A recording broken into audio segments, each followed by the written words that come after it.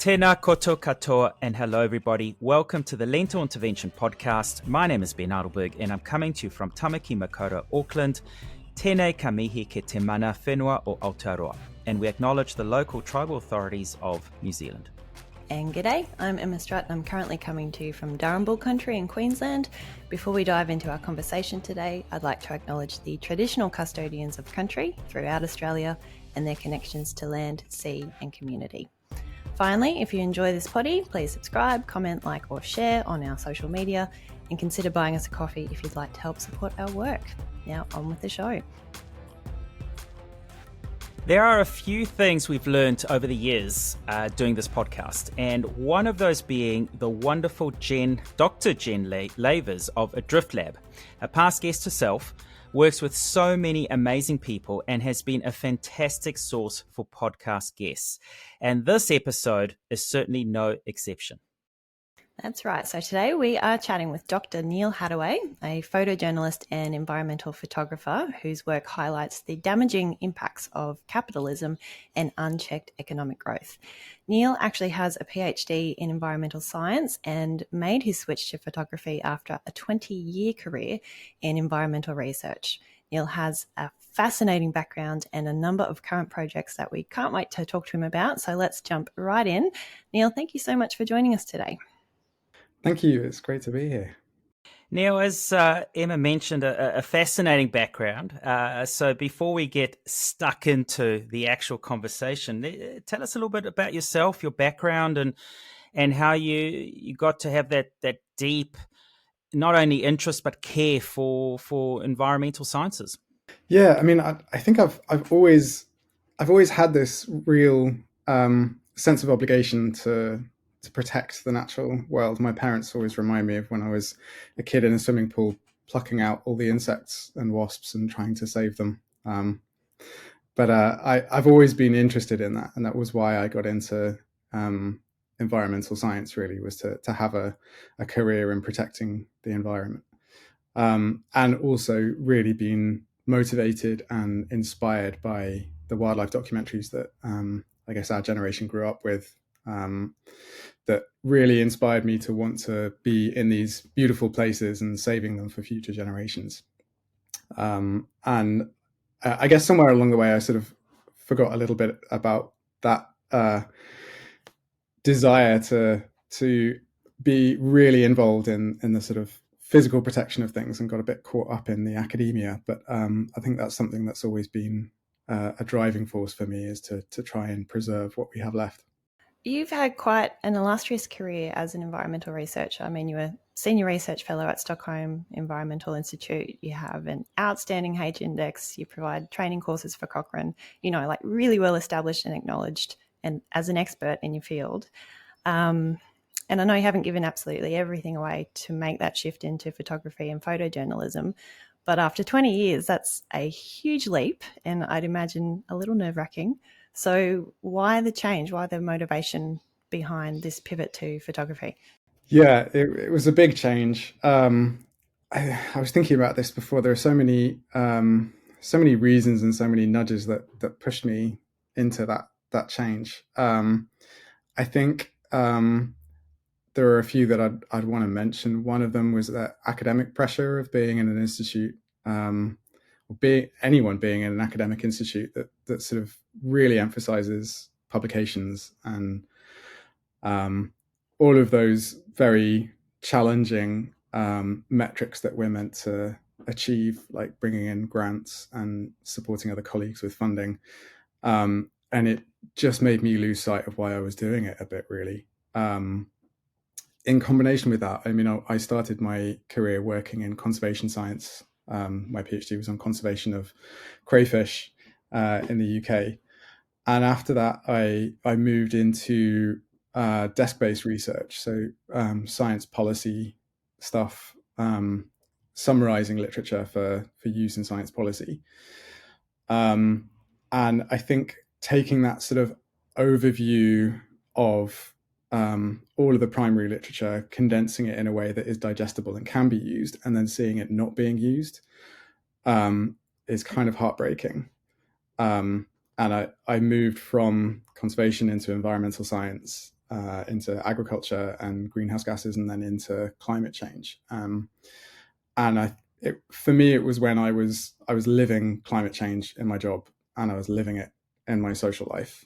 It was all I could think about, in the context of a really difficult time in my life. It just became too much. So I wanted to reconnect with that desire to inspire people visually, in a way that I was inspired as a kid watching wildlife documentaries. So that was sort of the context. Something had to change. And actually at the time, I was just thinking, I need to get out of academia. I just want to do photography because I enjoy it.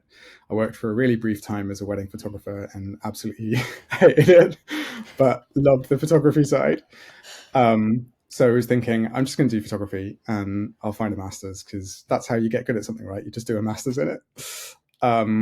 So that was my plan. And then actually over the last 2 years or so, as I was developing my portfolio for the masters, and then through the masters, the reconnection with the earth and the planet, and wanting to preserve things, but also point out like really insane stuff that just shouldn't be existing anymore. I wanted to use the visual language tools that I was learning to bring those to the fore, really.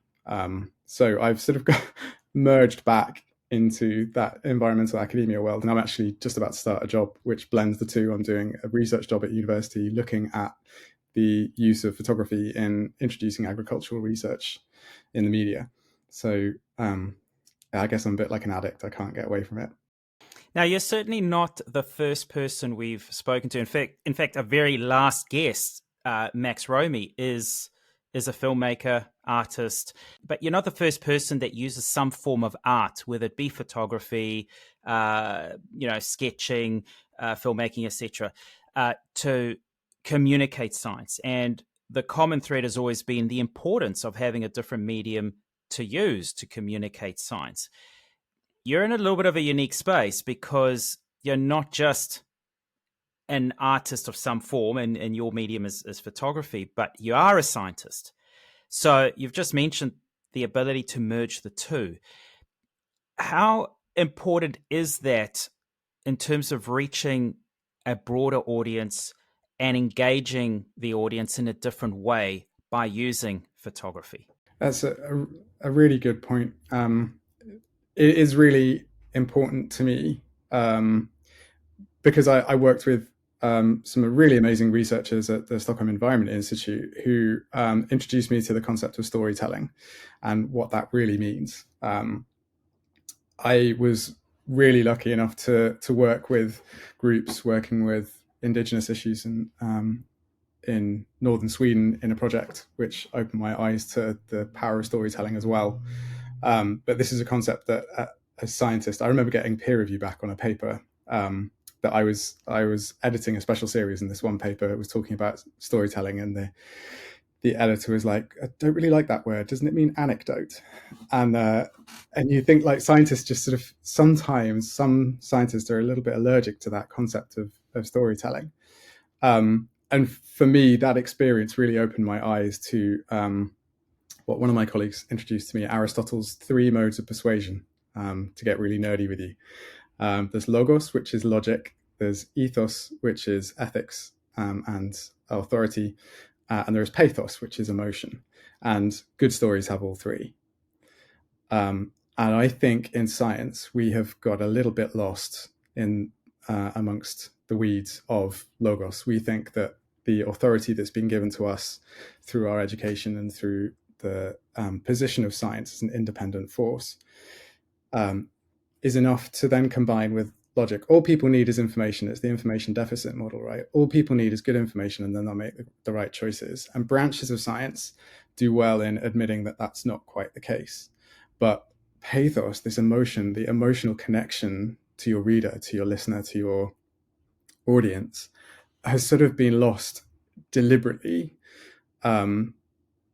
for the preservation of authority. You can't show emotion, you can't talk about emotion, because you have this sort of position of authority. And my colleague Joe Duggan, who's done a series called Is This How You Feel, which got climate scientists to talk about their feelings in handwritten letters, really highlights this importance of emotion to connect with someone who's telling you something.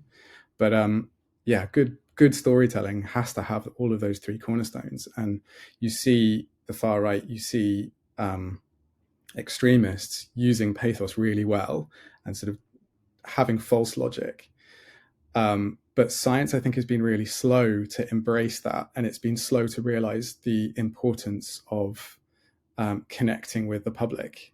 I spent last summer living in an off-grid community in Portugal, and there, some people have some conspiracy theories that they sort of hold on to, but they're all wanting to preserve the planet. But it was really interesting for me to be seeing the sources of information that they get, which was YouTube, and these really compelling stories that were being told online. And I think science just hasn't caught up to that. I think we still think we're just talking to politicians and to industry and to people who make decisions. And so that connection of the important science behind the story with something that's really emotive and moving is what is really motivating for me. You raise such a valid point, because I think, Emma, correct me if I'm wrong, was it Thomas Tottrell? A couple of seasons ago, he spoke about, when he was doing his PhD research, there's a concept he taught us, and it's called a Kapati approach, and it's indigenous, Aboriginal Creole for a cup of tea. And the whole concept is about sitting down and talking and telling stories, because exactly like you say, a typical researcher, a typical scientist goes in with, there's a list. These are my objectives. These are the outcomes I need. There's already a predetermined path. Everything's blinkered. We're not, this is the path we need to take. This is the way we're going to do it. I need answers now. Whereas the way the indigenous approach is exactly as you say, the storytelling. And we acknowledge now, and we realize now, very late in the Western world, how much importance indigenous learnings play in terms of not only understanding the past, but actually the best way forward. So you touch on such a key aspect that we've been so focused on the logic. There's a system, there's approach, there's a structure, but we forget the ethos, the sort of the ethics and the emotive part to it as well. So it's just so, we've learned this from this part of the world, but you're learning this from a very complete opposite end of the world. The same concept, the same lesson, just in a different way. And yeah, that's a really good point. I think these storytelling techniques have been around for tens of thousands of years. They're the most important thing that's contributed to the expansion of human culture. And it's ironic that science is rediscovering them, whereas 20 years ago it was treating them with real contempt. But another thing I think I'd say, just to your point about art, is this point about building a salient message. So a message that sticks with someone. And to do that, you not only need it to be an emotional message that they can connect with, but you can also make use of the viewer's journey whilst looking at your story. So as scientists, we want to be like, A is B and B is C, so A equals C. And you tell them the whole story. And people are like, okay. But salience is all about saying, you build the logic, A is B and B is C, and then you let the person make the jump from A to C. And that then sticks in their head because they've made that logical jump themselves. They've created that understanding and the knowledge themselves. So I think that's what's beautiful about real art. And that, art is about starting conversations. It's not necessarily about finishing them. So I think there's a lot that scientists can learn from that too. You'll be coming to our little corner of the world later in the year to work with the wonderful Adrift Lab team and to do a feature on eco-grief. But this is something you've also co-authored science on, so dealing with emotions as a climate scientist. I mean, just reading the data as a consumer, the literature is confronting enough. So to be on the front lines of this, it must surely take a mental toll. And I know we've just been talking about science being quite logic-based, and I suppose it can be easy to gloss over the fact that there's real humans with real emotions behind that science at the coalface. So what do you see as some of the mental health risks associated with climate and environmental research? Yeah, Yeah, I did a project a few years ago called Hope and How to Grieve for the Planet, where I was really confronted with this. And actually, my justification for wanting to do that project was because I felt I was the only one who was struggling to think, is research worth it? What are we here for? Are we having an impact? Are we going to actually be able to do anything? Feeling very hopeless. Mentioned it to a couple of colleagues and they felt the same. And I realized, there's this untold story of, in the same way that Joe has done his project, I wasn't aware of Is This How You Feel at the time, the Letters Project. But I felt people needed to know that scientists are struggling too. And also that amongst scientists, we just don't talk about our feelings. I think there's this acknowledgement that you shouldn't admit that you don't know what you're doing is impactful, or you shouldn't talk about feelings at work. Maybe that's universal. But I started to talk to my colleagues, and then people put me in touch with other people, and I spoke to about 25 people, interviewed them for about 2 hours, photographing them.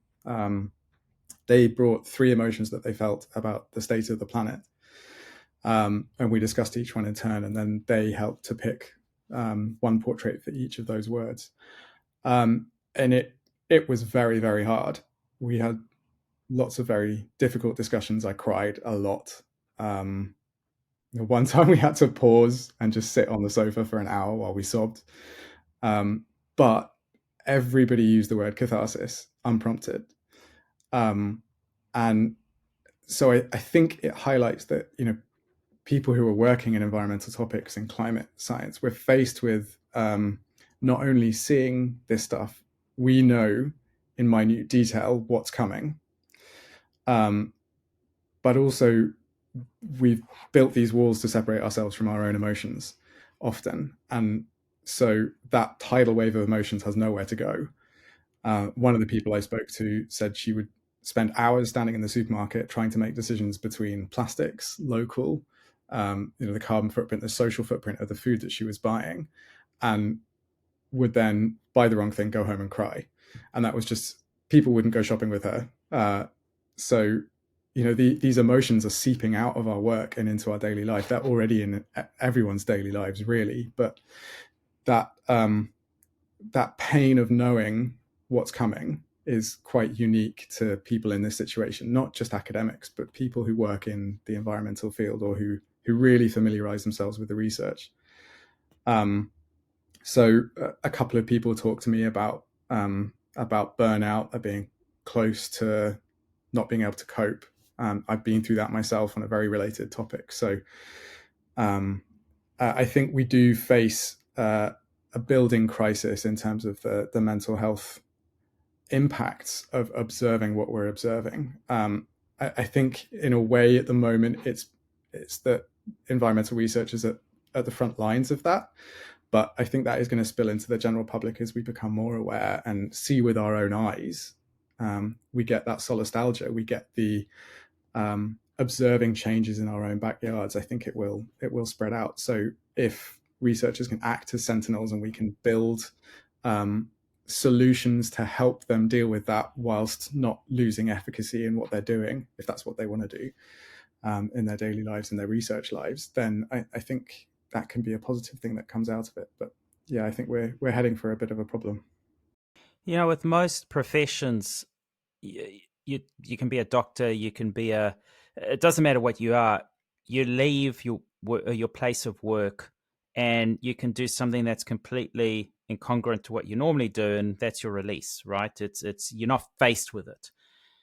The uniqueness with environmental, climate related science, research, etc., is you leave your place of work and you're still surrounded by it.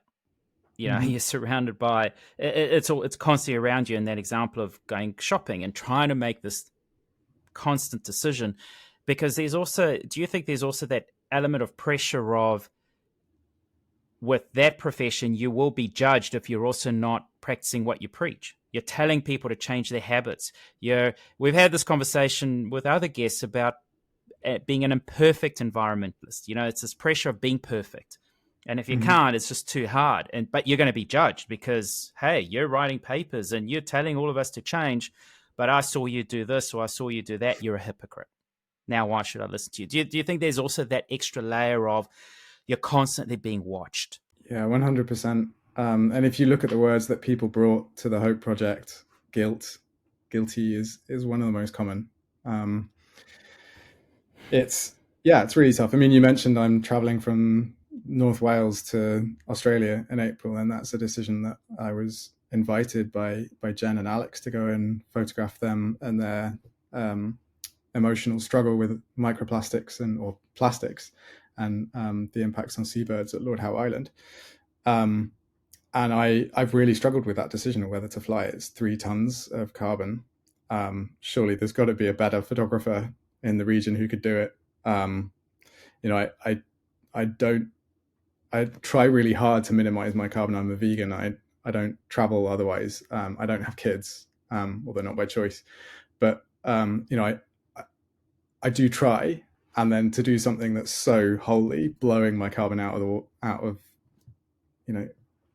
into the stratosphere in terms of impacts, it is a really difficult decision, and it's one that I'm not okay with. But yeah, I think people really do struggle because it's so difficult to be perfect. And it's in your daily life. Everything is in your daily life. So everything has an impact. So the best way to not have an impact is just to stay at home, turn your heating off and stop eating. And I like some of the people I've spoken to have gone to the real extreme where and I would say I have to some degree as well. Like, what's the best way of really minimizing my impact on the planet? And you think, well, there's one way. And these conversations that I've had with people get into the really deep stuff that is very depressing, and this is just things that they think about every day. This is the stuff that they have in the back of their mind constantly. And some people square that really well. Some people I have spoken to have like a strong system of logic about all of their decisions, and they sit with that quite well. But what that tends to do is then alienate them from other people. And we saw this with the pandemic, that like government tells you to have this system of logic about what you do and where you go and what's okay and what's not okay, and then you start to see people not doing that, and you question it, and then the government changes its advice. And so we've got our own internal moral compass that we're learning about and we're building. And the stories that I'm doing outside of climate, looking at the impacts of greenhouse agriculture in southern Spain for our all year round fruit and vegetables that essentially causes modern slavery. That you try to be perfect, and then you find out something you didn't know before, and you can't have avocados anymore, or quinoa, or so. I think the one thing that's made me feel a bit better about this is that it's not our fault. It's the system that they've designed and that they've let happen for the wealth of a very small elite. And so I think having that sort of awareness that we are not to blame, even though we are causing some of these impacts, is one of the only ways to have hope, really. But that guilt is, it's every second of every day for me.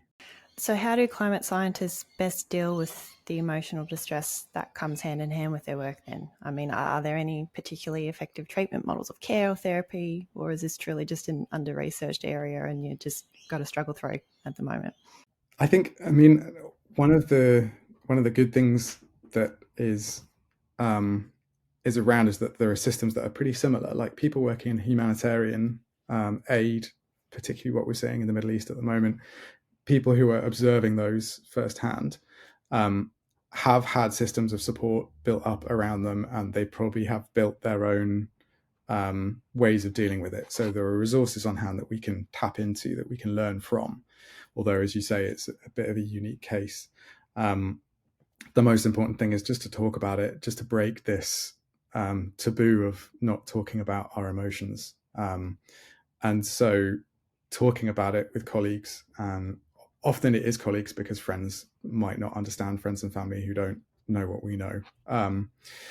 But I've just done some research. I worked again with Joe Duggan, and documentary film makers in Sweden they did a film about group therapy for environmental scientists, and they got 7 environmental scientists in the US who were strangers to meet for a 2-day group therapy session to see, does it work? What do they talk about? And we were approached before the therapy session to ask if we would analyze the transcripts.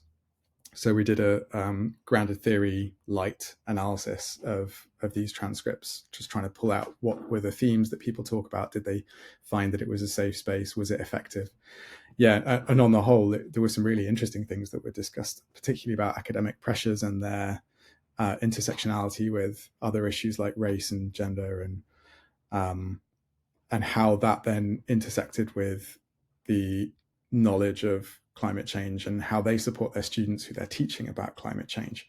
But we think it showed that group therapy is really an effective way, which I think is just reinforcing this just talk about it concept, really. That acknowledging that you feel guilty or that you feel hopeless is okay. The title of one of our early papers was "It's okay to feel the way that you do. It's okay to feel that way," and that's something that I think underscores my approach to this research and this type of photography, that I want to just make people feel it's okay to feel like they do. Where do you think universities, academic institutes, what's their role in ensuring that, group therapy or the necessary support is actually there for their workers? Because you've mentioned before, there's a huge pressure to publish. We know around the world that research funding is tightening. It's hard to even get your research funded, let alone make space for the extra support that's needed to do the research. So what's their role? What's their ethical imperative to actually step up to the plate and help here? Yeah, it's a really good point. In their words, they have a duty of care. And I think this is particularly the case for teaching institutions, where the people who are feeling these emotions as researchers are going to then be teaching vulnerable people, students of a younger age. I think supporting them to support their students, as well as supporting their students, is a vital thing that I think even universities would agree is important. I don't think from this group therapy analysis that we did, there is an awareness that those lecturers, those researchers need support in supporting their students. So I think that duty of care boundary needs expanding a little bit. But I've had a, let's say, discussion with a previous head of one of the organizations I worked with, who claimed he didn't think he had a duty of care to support his researchers who are working with environmental topics. And I just don't think that's acceptable. I think if your job involves learning about the impacts of the environment, or teaching other people about the impacts of us on the environment, whether it's microplastics, whether it's climate, whether it's biodiversity crisis, PFAS, these forever chemicals, people who are learning more about that are doing it on the job. Their employer has a duty of care to look after them.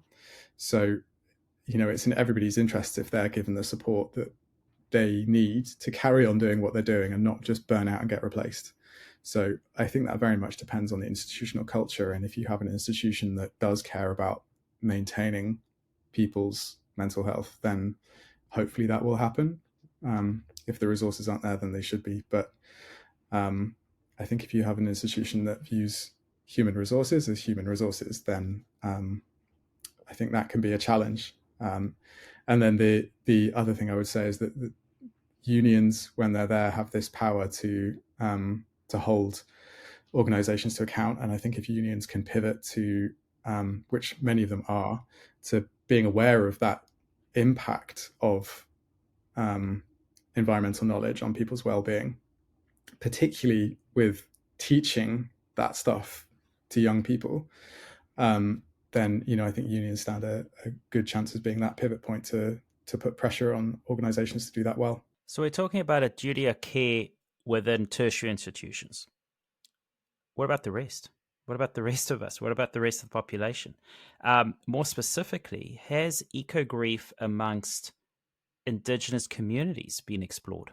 I do remember seeing something recently that was saying that climate anxiety is a Western concept. That that was a theory that it's the ability to identify that as a syndrome comes from a place of privilege.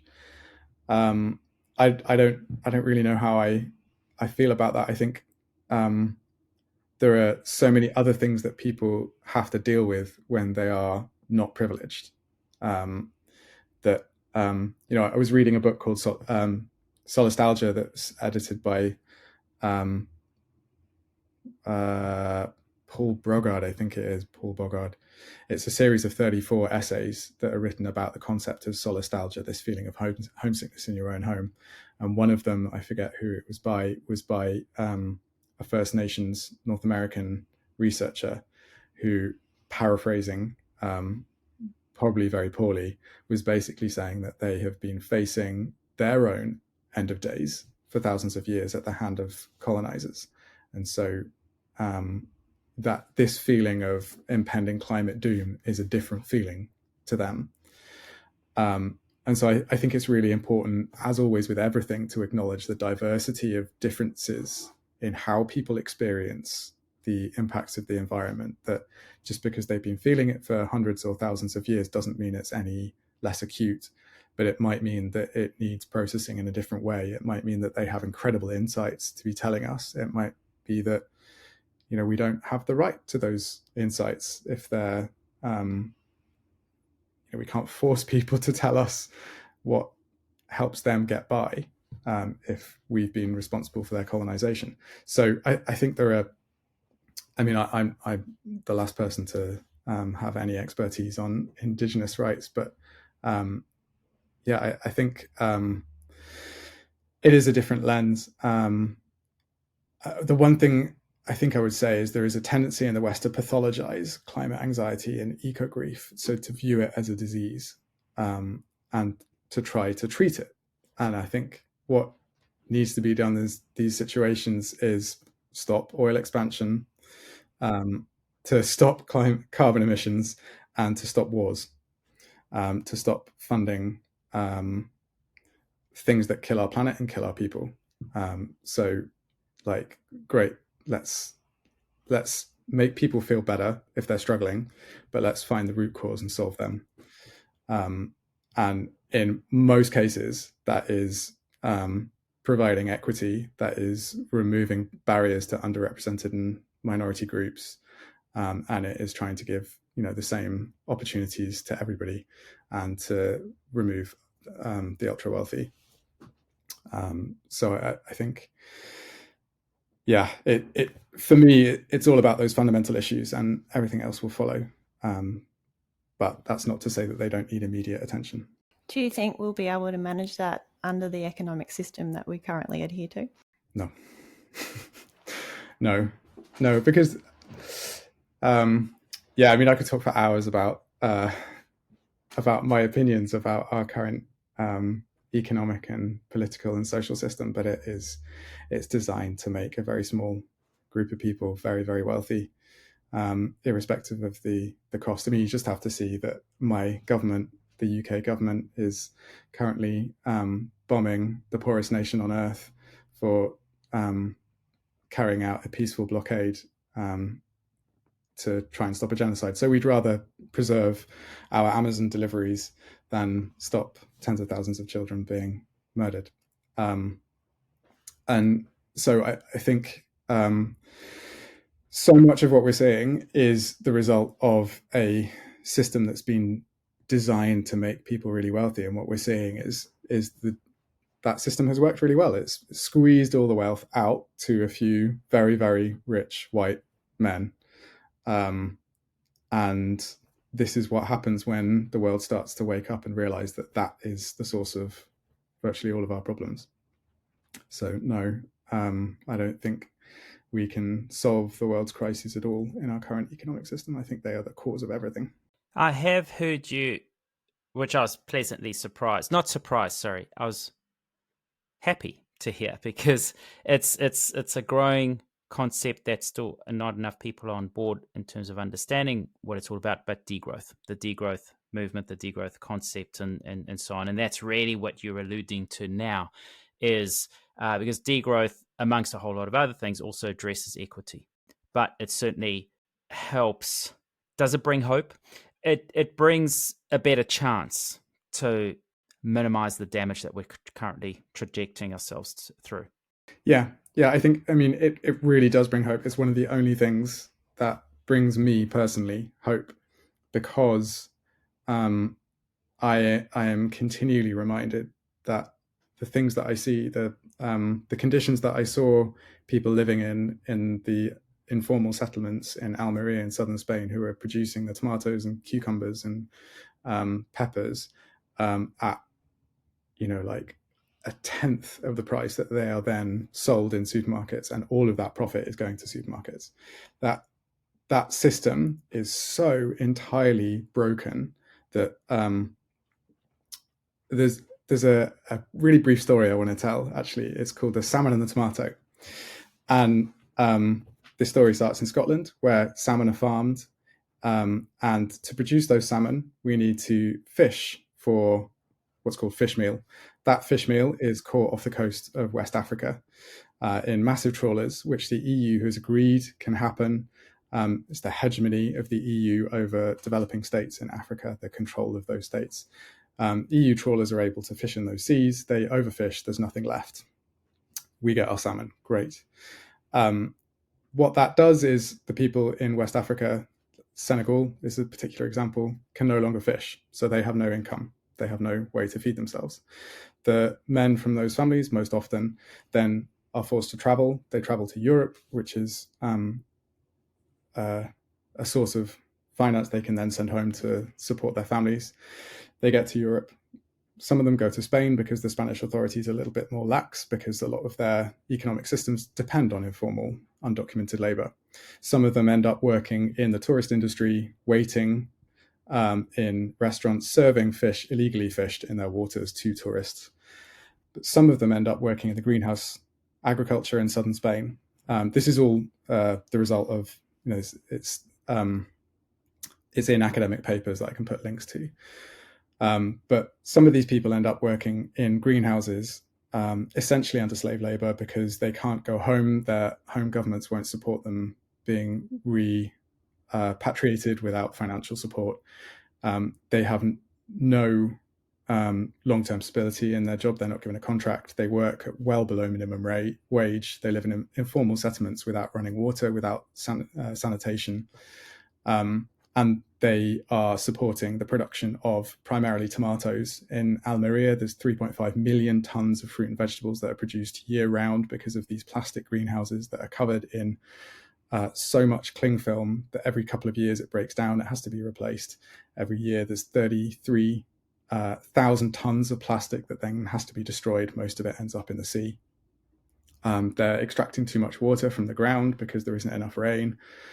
So their groundwater is polluted, which they can't drink. They produce these tomatoes that are then exported to have along with our salmon. So this system it's a cycle, and it's all because they want to make profit.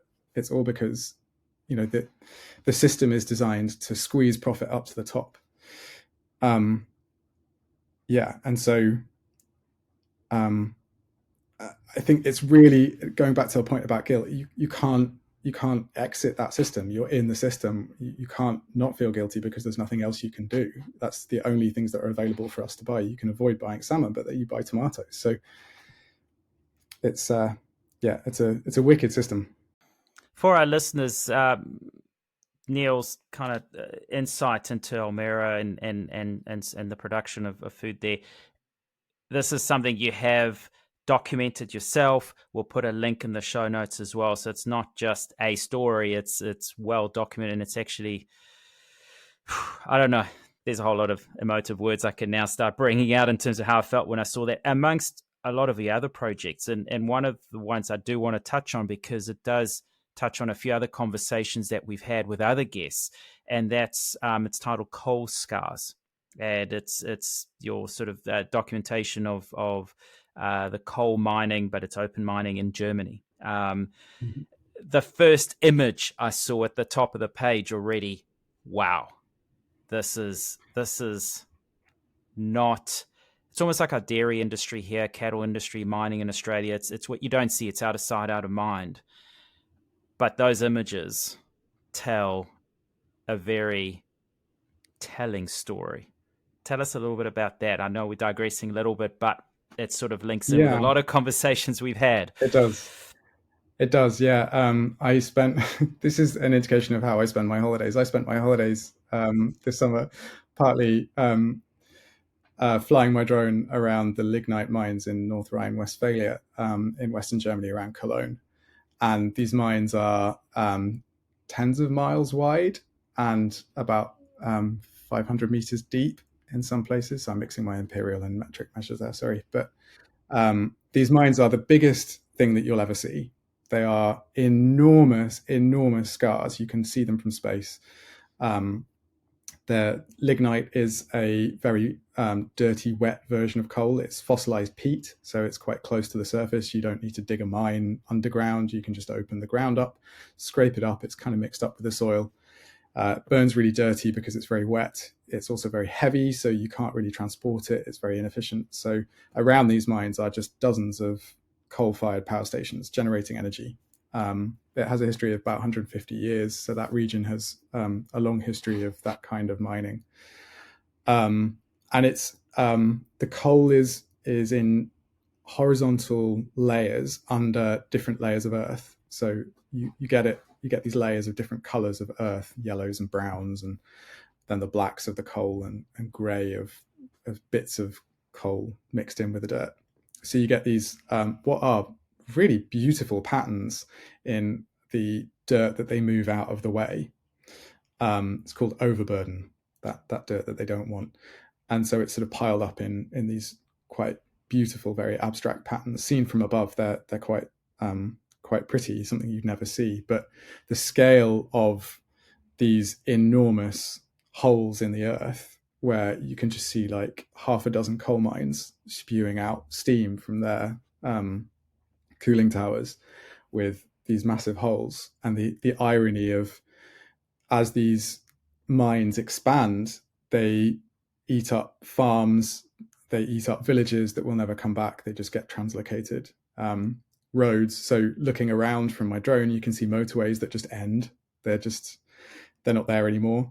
They've been diverted, so they go off at a right angle, whereas before they went straight through the middle of this area. And you also see wind turbines, because the energy company is greenwashing. So they put up some wind turbines, and then they have to take the wind turbines down because they want the coal from underneath them. That's actually happening. They're removing wind turbines so that they can mine the coal underneath. So yeah, that is a shocking thing to have seen. And then learning about the fact that they want to end that by 2038, but the situation in Russia that and Russian invasion of Ukraine that then meant they didn't have access to Russian oil. And after the Fukushima disaster, they ramped up their denuclearization, if that's a word. They closed down all their nuclear power plants. So their energy system is often pitched as being quite unstable, where actually it's not so unstable. They also produce a huge amount of wind, and they could produce a huge amount more. They have a load of solar, but they are using that language to justify the extension and expansion of coal mining in that region in 2024, when we're seeing what we thought would happen to the climate in 50 years happening already, and they are still expanding that coal expansion. So yeah, what you see is shocking, but what you know is even worse. And this isn't the myth, as you said, the greenwashing that comes out of Germany, because for the last few years they've been the big perfect example of how to decarbonize their energy system, and they sort of, everything's going green, everything's sustainable, and yet this is, they're literally still plowing on. Excuse the pun. It's horrific. It's shocking. We won't go into every project you've been to, because this is it's just the stark reality, and just again full circle, the importance of the storytelling through forms of photography, filmmaking, and so on. It's just an article is just words, these graphs, these pie charts, stats. Not everyone, it's there's a lot of it. A photo tells a lot, and Yeah. a photo does well. A photo can lie now with AI, but in essence, a photo doesn't lie. That's it's lost for words Yeah, I when I think saw that. it just sort of, I mean, the one thing that actually it struck me as soon as I put my drone up, the first thing I thought when I saw the scale of how deep, how huge, how much infrastructure there was in this hole was like, oh my God, if we can do that, imagine what we can do for good. Genuinely, like, that was this really bizarre feeling where I was like, whoa, that's enormous. That's really cool. Humans can do that. And so that is, I mean, it's called what Edward Bertinsky refers to as the industrial sublime, this idea that you see something and you're like, wow. And it shows what we can do when you take the power and you put the power in the hands of people who want to do the right thing. The problem with situations like that is that the agency and the power to do the right thing is in the hands of the people who are doing the wrong thing. So they're giving with one hand and taking away. But there's hope in there. And so that's what I want to get across as well, that it's very easy to just go, oh my God, this is really bleak. Oh, this is really depressing. Oh, it's awful. Which, yeah, some of my work does, I'm afraid. But I really want to give space for hope, because without hope, it's just too much. Yeah. Well, I mean, we've talked about the countless complexities of trying to navigate through life in this episode. It kind of reminds me of The Good Place, if you've ever watched that show. But you bring us a truly unique perspective, because you've been both the scientist and the artist, and you've worked with a really broad range of people and groups. So, when it comes to us, the everyday person advocating for climate or environmental or economic action and change, give us a little bit of hope here. How can we be more effective at what we're doing? It's a really good point, really good question. And actually, I think it's really interesting for me because over the last 12 months, I've seen a very, very rapid evolution where when people get asked this, they, rather than saying, buy local, be careful about what you buy, which buys into this neoliberalist lie of consumerist power, what I've seen is a switch to people saying vote. And I do agree that voting is one of the most important things that we can do. What the switch for me over the last 3 months is that in the UK, who we can vote for is like that landscape of responsible parties to vote for is just eroding, as the party on the left over here is now well over on the right. But I think one of the most powerful things you can do is vote with your feet. So the end of this dying capitalist system that relies on exploitation of human and natural resources for the accumulation of wealth in the upper echelons, it relies on silence of the public. It relies on us being told to be apathetic, being trained to be apathetic. So getting out on the streets and protesting. In the UK, certainly in lots of other countries, there's lots of crackdowns on peaceful protest, but we are seeing that what has cracked down really tight in the UK is now being largely rejected in the courts.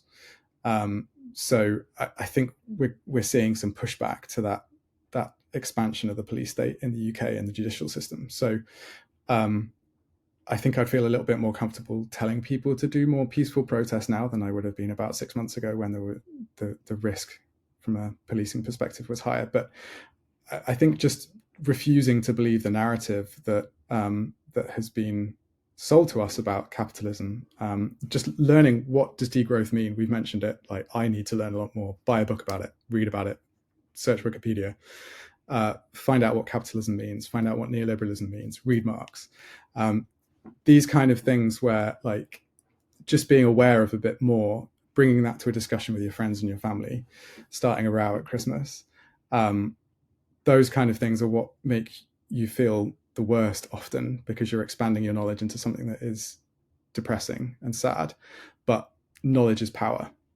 And I think arming ourselves with this knowledge is what that's the armory we need around us. Those are the weapons we need around us in the coming decades to respond to people and say, no, that's a lie. No, that's not true. So yeah, I think for me, it's knowledge. What gives, or who gives you hope? That's a really good question, because I'm not sure I have a lot. I've worked quite closely with climate protesters over the last year. I've run a couple of projects with them, particularly a group of scientists who have been driven to peaceful protest, Scientist Rebellion and Scientists for Extinction Rebellion. And they are people who know what they're talking about. They're doing it because they know what's coming. And also, what they're doing is a huge sacrifice. Most of them have lost friends, they've lost families, they're risking their jobs, they're maybe being kicked out of their PhD. These aren't people who are like professional protesters. These are people who've taken that mantle on, and they have sacrificed so much. And if I think that's what brings me hope, is that the resourcefulness and the drive from them is far more than I have. I don't have it, and as a result, I feel guilty, and I could be better. But I look to them to see what is possible. So I think I'm very much driven by the example that those people and the sacrifice that those people give, and then human ingenuity as well. I think we can do so much, but we've been told we can't.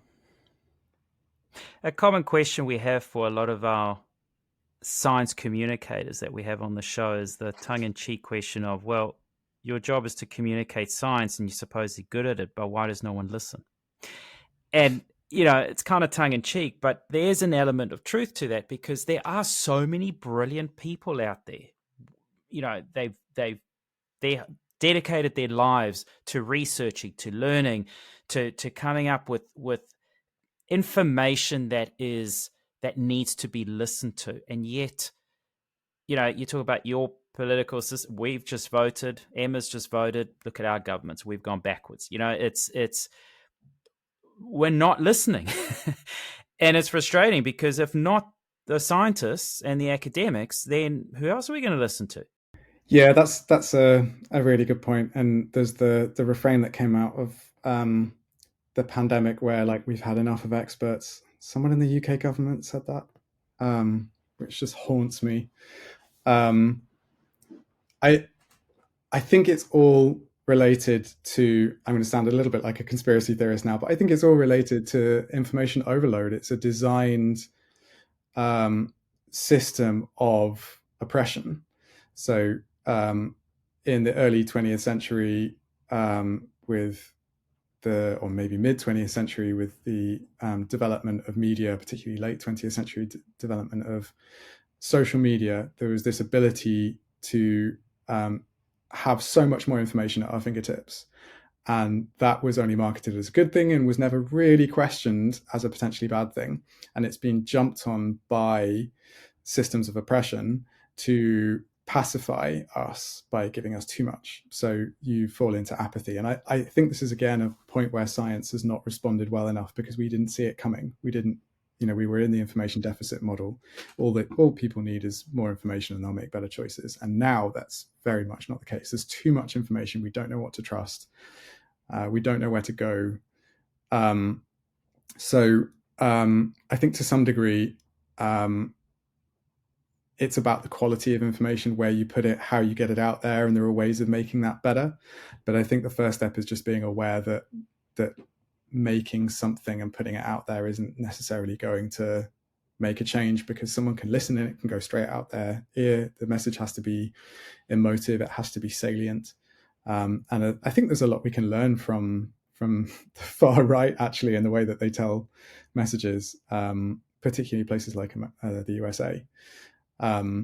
So I think science is on the back foot, and I think we need to change a little bit in the way that we communicate science.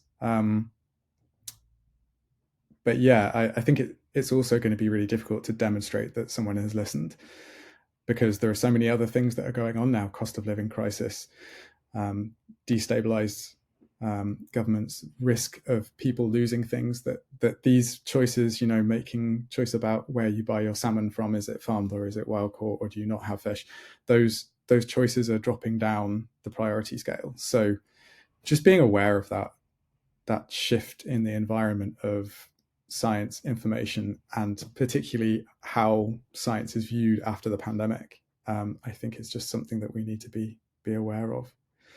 But yeah, not a solution there.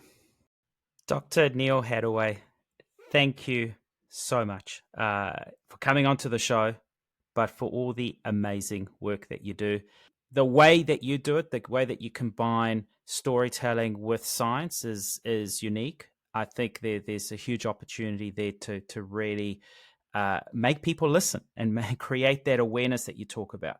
But like you say, art should and is only about starting those conversations. It's about the rest of us, the communities, to continue it and grow from this. So thank you so much for inspiring us. And we look forward to seeing the outcome with our friends at Drift Lab. We've interviewed a lot of them, Dr. Jen Lavers, Dr. Jack Orty, who's actually coming back on the show shortly, a lot of the PhD students. It's going to be a fascinating outcome, that one. So we look forward to seeing that and a lot of future work. So again, thank you so much for your time. Really appreciate it. Thank you so much. It's been such a privilege to be able to talk to you this morning. Really appreciate it. Thank you. Thank you for listening to the Lentil Intervention podcast. If you found this interesting, make sure you subscribe and share it with your friends.